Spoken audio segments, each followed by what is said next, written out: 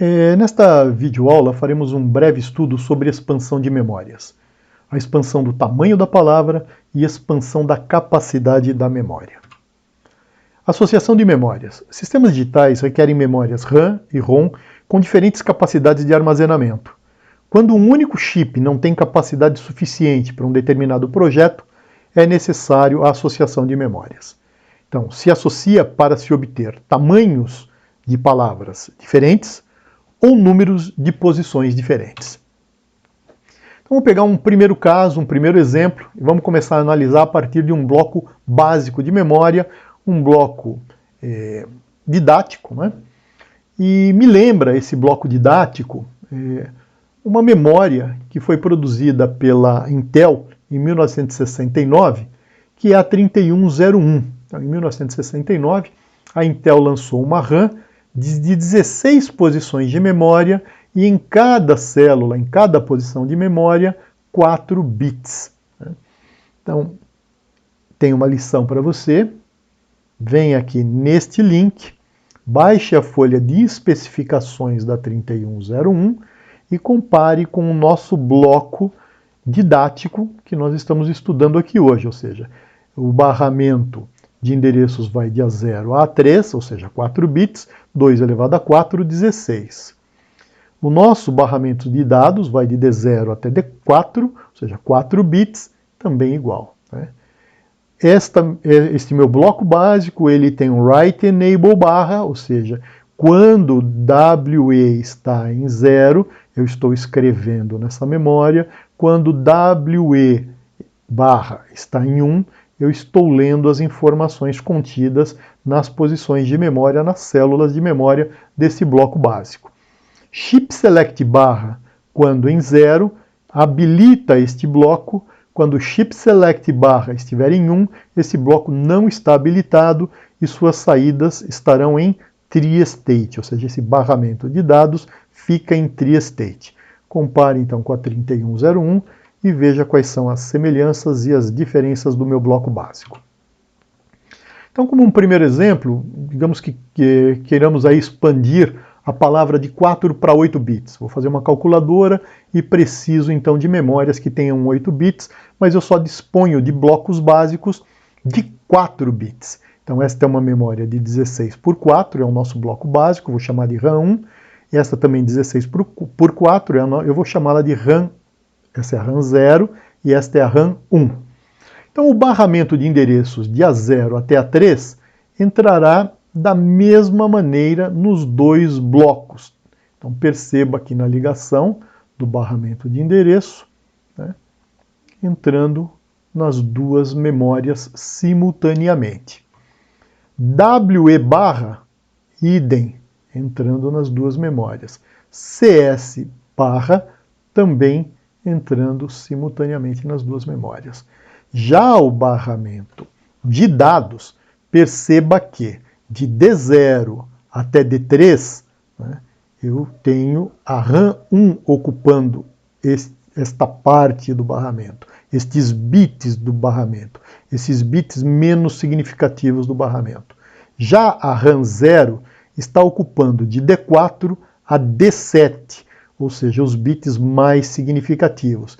Então as duas memórias poderão estar em chip select, ou seja, poderão estar selecionadas simultaneamente, porque não haverá conflito no barramento de dados. Então, de A0 até A3, a partir do momento que você vai fazendo os endereçamentos, você obtém uma associação das duas memórias de forma a obter dados de D0 até D7. Então, essa informação encontra-se no livro de Sistemas Digitais, na versão de 2011, é a 11ª edição, na página 726. Digamos agora que a gente queira fazer um outro tipo de expansão, uma expansão da capacidade. 4 bits está bom, né? Não tenho problema com esse meu barramento de dados, mas 16 unidades, 16 células de memória é muito pouco. Eu preciso de 32 posições de memória, então neste caso eu preciso fazer uma associação diferente agora. Como é que nós procedemos? De A0 até A3, né, estes sinais entram simultaneamente em RAM 0 e em RAM 1, sem diferença. No barramento de dados, os dois chips estarão ocupando o mesmo barramento de dados. Então nós já sabemos que os dois blocos não poderão simultaneamente estar selecionados, senão haverá conflito aqui no barramento de dados. E vamos ver como a gente resolve isso. Então, o último bit do endereçamento, que é o mais significativo, que é o A4, nós vamos fazer da seguinte forma. O A4 entra no chip select da RAM 0 e o A4 passa por um inversor e entra no chip select barra da RAM 1. Com isso, então, o que nós obtemos? Enquanto o A4 for 0, RAM 0 está habilitada. Isto acontece quando? Nas 16 primeiras posições de memória. Observe que em todas essas posições o A4 é 0. Logo, enquanto A4 estiver em 0, a RAM 0 está habilitada e os dados ou de leitura ou de gravação, né, permitirão que eu use somente a RAM 0. Já quando a A4 for para 1, perceba que 1, a RAM 0 não está selecionada. 1, passando pelo inversor aqui eu tenho 0, então chip select barra em 0 é a RAM 1 que passa agora a estar selecionada e a ocupar o barramento de dados. A RAM 0 foi para tree state, ela se desliga do barramento e a 1 agora ocupa o barramento e os dados então são obtidos, né, da RAM 1. Ou seja, quando a 4 é igual a 1, isto acontece nessas 16 últimas posições de memória. Então, nessa situação, todos os endereçamentos, né, e todos os dados serão guardados na RAM 1. Para esses endereçamentos, os dados serão guardados na RAM 0. Então está aí uma duplicação da capacidade da memória. Vamos fazer uma última leitura aqui para terminar. Digamos que a gente tem a seguinte situação agora. É dado que a gente tem RAMs de 1K, cada uma guarda 8 bits, e eu desejo obter 4K também de 8 bits. Então, como é que eu faço essa associação? De A0 até A9 me permite simplesmente endereçar 1K. Então, eu preciso de 4 memórias. Eu vou pegar o chip 1, 2, 3 e 4. Cada um armazenando 1K. No final, eu terei os 4Ks. Para conseguir o endereçamento de 4K, eu preciso de mais de 2 linhas de endereçamento. Então, as 2 últimas linhas de endereçamentos entrarão num decoder, tá? E esse decodificador, então 00 seleciona o primeiro chip, 01, 10, 11.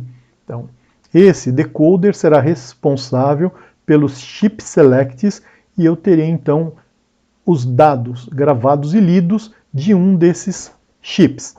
Como é que fica então o mapa de memória? Eu tenho CI 1, 2, 3 e 4. Né? O decoder vai selecionar de CS0 até CS3 e aqui eu encontro quais são as linhas de endereço, né? Quais são os meus endereços. Né? Cada um deles, aqui ó, indo até 1K, o final de 2K, final de 3K e o final do 4K. Então tá aí como é que a gente faz essas associações. Como referências, procure a videoaula do professor Jaime Sichmann, tá? Na Universidade, na Univesp, de 2016, ou então acompanhe também no livro do Ronald J. Touchy, né? Sou obrigado a pronunciar assim, porque é uma pronúncia padrão, uma vez que eu não conheço o sobrenome do autor, né? E sobrenome é complicado, nome e sobrenome, seria interessante ouvir o autor dizendo, tá? Mas de qualquer forma, sistemas digitais, né, princípios e aplicações, eu estou usando a 11ª edição, tá? Eu tenho ela aqui em mãos, né, de 2011. E tenho também a versão, a 12ª, né, para comparar as duas, então tá aí uma recomendação para você. É isso, um abração.